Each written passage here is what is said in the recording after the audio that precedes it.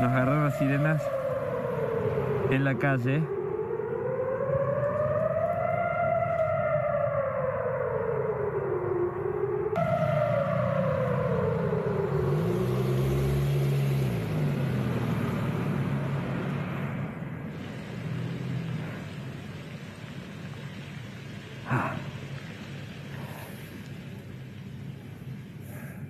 Si no se escucharon los bombazos.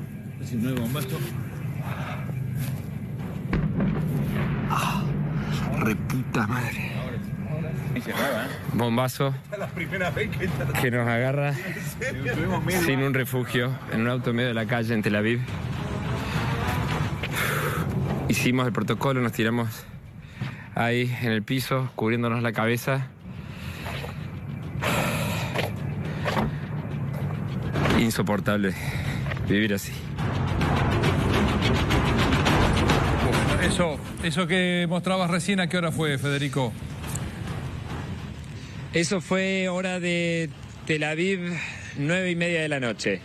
Ha pasado todos los días y también la verdad es que nos había pasado, pero más cerca de la zona de Gaza, nos había pasado también fuera de refugios. Una explosión, sirenas y explosiones, nos ha pasado montones cerca de Gaza. En Tel Aviv es la primera vez que nos pasa sin un refugio cerca. En realidad es la segunda, ya estamos perdiendo la noción de todo lo que estamos viviendo, Sí. pero ya nos había pasado en otra oportunidad.